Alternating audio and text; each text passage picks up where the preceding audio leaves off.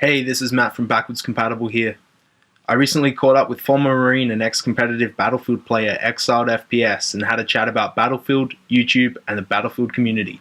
Enjoy. And I know you were like into Rainbow Six and stuff like that before you went into like Battlefield shit like that. Was there like a gap between like because you went away for the Marines and stuff or? Well, so whenever I did Rainbow Six, like Rogue Spirit, that was back in 98, 99 when that game came out. And I was only like, 13 maybe. But like I continually, like from like that day I sat down and played that game, I like continually always started playing shooting like FPS games and third-person shooter games all the way up until college where I went away for the military as well. And then from there, when I came back, like even in the military, I kept on playing. Like I played Battlefield 2 then, and then just kept on going into where I'm at now. Cool. And did you was it competitive before you went away, man, or was that something like that's recent? As in competitive gaming? Yeah. Oh yeah. I started competitive gaming my first computer game, which was Rainbow Six, and I don't know. Like I've always wanted to be the best of the best. I've always wanted to, when I go into a server now, if I'm like not top three, help, I'm not even top one. I get a little pissed off, Yeah. But I do like there's some rounds where I just go in there and I mess around, whatever. But yeah, it's always been. But I actually just stopped competing due to my family. That's yeah. Because there was you had a bit of a hiatus on YouTube as well, man. Like the videos were coming in, but they just weren't as regular. I'm guessing that's yeah, yeah, and that's like whenever I kind of like got frustrated with YouTube actually, and I kind of stopped. I was like, I'm just gonna focus on competitive gaming, and then I did that. Then I realized I didn't even have time for competitive gaming anymore, and then I realized that I miss YouTube, Yeah. And then that's when I started getting back on a regular basis again. Yeah, because I remember what was it, the tactical series and stuff like that, like the aggressive recon videos. They were pretty decent videos, man, and that got me using like the SKS for like 2 months straight. Dude, that's awesome. That's exactly what I want to do with those videos, and even now, I love the SKS still. Yeah. But that's awesome, man. And it's kind of strange because those videos were like when I first started at YouTube. Like if you look back on my video list, my second or third video was the aftermath, the Battlefield 3 aftermath DLC review. Yeah, because the first was the intro and then the aftermath. Yeah, that got like 3,000, I think like 2,000 views. I was like, oh my god, this is easy, Well, that was yeah, it's good. Yeah, that was around the time like I came back into Battlefield at the end of 2012, I think. Like I bought Premium, and that was just before like Aftermath and stuff like that. And that's where it like sort of picked off for me.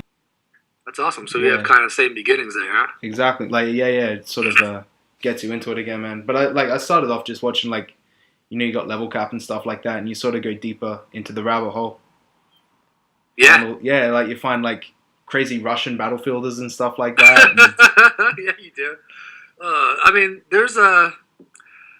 If you think about YouTube itself, it is kind of like a small personal like home business, So it's like look at like independent video game creators, right? Yeah.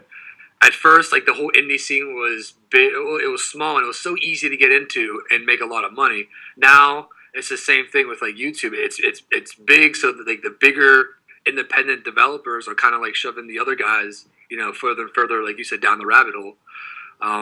But that's where I found some of my friends and some of the people I actually like playing with or like watching is the people that aren't always the most popular.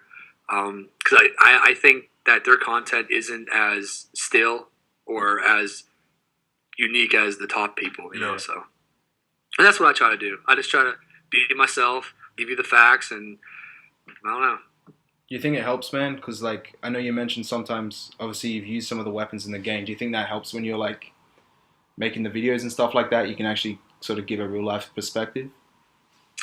I do. at least my opinions on it, because obviously the video game, it's a video game, Yeah. so what it is in real life isn't exactly what it's going to be, because whatever DICE and EA decide to make, like I said, like my last video, the M4 carbine review, in real life that weapon has no recoil. We never even shoot that thing on burst ever, because it has too much recoil. So you only shoot it on single fire, but in the game, the single fire has the same burst method or the same recoil method as burst. So it is what it is. But I do think that, at least from my perspective, I'd rather hear a commentary about weapons or the game and tactics from someone who actually has, real life tactics involved. Yeah, it does help, man. Like some of the earlier ones where you're talking about the situational like awareness. Yeah. There's some like really good videos. So like I did share them with a few other people that I was playing with at the time and stuff like that, and it does help bring your game sort of to another. It helps in a team environment. It does, and people might think it's corny or whatever, but if you just apply real life tactics to this game, I mean, you're gonna dominate. You're gonna dominate the battlefield, right? But I just see people running around, and nowadays we call them blueberries, the blue diamonds on your team. It's just you see them like sitting around doing nothing, like they're watching an MCOM that's already armed. You're just watching it, like not trying to defuse it. It's like, what are you doing, man? So I'm just trying to help people out who are willing to listen, and if they take the tactics that I know that I've used out there, maybe that they can become a better battlefielder. And if I can only help one person, I'm happy. Cool. I'm surprised you remember that video, man. That was a long time ago. Yeah, man. Yeah. That's what I mean. Like I've been watching them for a while. I can't even remember where I found it, but it was back like with the Aftermath videos and stuff like that. It was pretty early on. I think it might have been posted by there's a few Twitter users. I think it's Battlefield 3 Squads and Battlefield UK. Both those guys, I think, were retweeting some of them. Those guys helped me out big time. Yeah.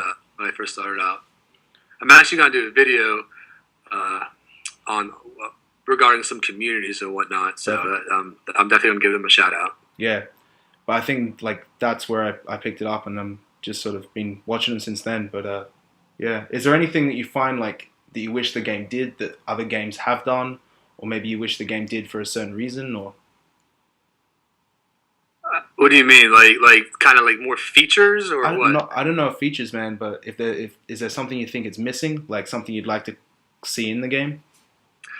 Well, to be honest, okay, I know I'm actually in the process of making another video regarding teamwork and lack of teamwork in Battlefield 4, and what I caveat off the fact that back in like Battlefield 2, they had squad leader spawn only, and I know it's a server option. It was a server option in Battlefield 3, which was never used.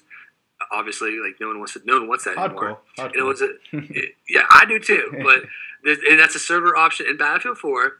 But if you look back at Battlefield 2, whenever it had the squad leader spawn only, and that was the standard, that was the only method, the only way that people like the squad leader themselves would highlight the objective, talk to the commander, and then the squad leader would, like, if they were attacking a flag that the enemy had, he wouldn't be the first one to rush in. He would kind of play back a little bit, but close to the objective to support it.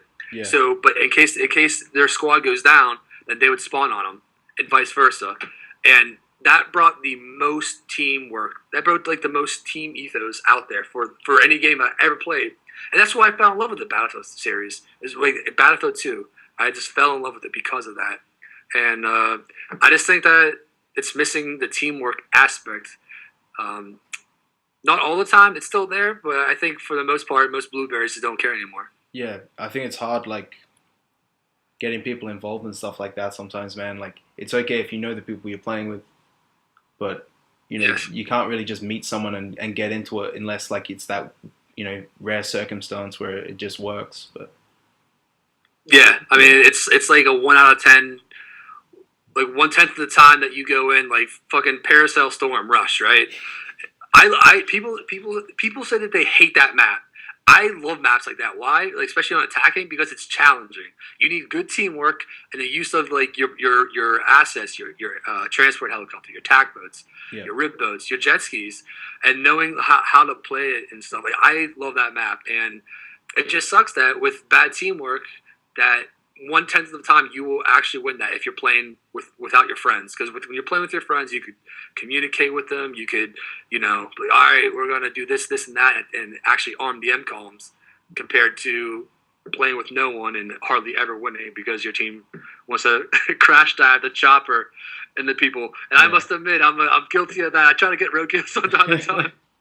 Yeah. I mean, it is what it is, and like I said, I was actually supposed to release this video today, and then my editing program, it pooped on me, and it closed out on me, and I forgot to save it, so I lost everything. Damn. And I have the commentary files, but I really I had to go back and edit those files as well, because I made a couple mistakes and had to go back and fix it. Yep. I just didn't feel like doing it, but anyways, but yeah, it just talks about that map and just the lack of teamwork in general. And I don't know if it's maybe I don't think it's the game itself. I really don't. I just think maybe there has to be some sort of other option out there, because this game has the same ethics of BF2, for example. Yeah. And I'm thinking maybe it's either because that they have too many features in the game. Yeah. It's just too big, too not like the map size, but just everything, the grand scale things is just so massive. There's so much to do. Like, you can fly a chopper, ride a jet ski, rib boat, a helicopter, whatever. And then just maybe that they attracted too much of the COD community. I don't know if that's the case. I'm not saying the COD community doesn't PTFO in whatever game they play, but maybe that's the case. Maybe, maybe that's the road we're going down now. Battle log and stuff like that to sort of have community stuff, but I noticed a lot of clans have their own websites and stuff like that. Do you think that it would be easier if there was more sort of community-based stuff through the developer? I do. I know, for example, Battlefield 3, so many people were so pissed off about Battlelog and not having an in-game server browser. I, for one, I loved the idea. I thought it was amazing. I still do to this day. But if DICE and EA come around and they offer more stuff, especially like platoons aren't even available for Battlefield 4 yet. Like, that's kind of ridiculous. People are resorting to Battlefield 3 platoons. Their platoon page is there. But if I do think the clan websites are on a decline for sure. But it's those big multi-game like competitive teams that have the websites that they always will have a website, because that's how people from CS:GO or Dota 2 or League of Legends can come and check everything out about the team itself. Yeah. But yeah, if DICE offered more stuff to that, it would be awesome. And just a little caveat off of that, if DICE made battle or matchmaking the way it was the way that the competitive scene wanted to happen, this game could have been even more competitive than it is for the competitive gamers. That is. So, but that's something else, Yeah, like in what way, man? What would you want the sort of the setup to be? So all right. So in Battlefield 3, there was pretty much one way to get scrims. Well, obviously you could go on excuse me, you could go on people's or join platoons that were competitive platoons, not just competitive clans, but if you want a scrim, come join this platoon. Yeah. But there was a website called gamersportal.com, and everyone went out there, all the competitive teams went out there, made an account, and it was kind of I'm trying to think of the best example, but you can go on there and you could send a post out to say hey, I want a 5v5, I want a 4v4, I want whatever, I want this game mode, I want this map, and then it would come up, it would show up on the screen once the page refreshed, and it would be clan so and so wants this mode, this type, this many people, this map, And anyone out there that was willing, that wanted to play, they can go up there, click challenge. You get the challenge, you can click accept or deny, and you can get scrims from there. The only bad thing with that, it was like, it's outsourced. It's from it's a totally different website.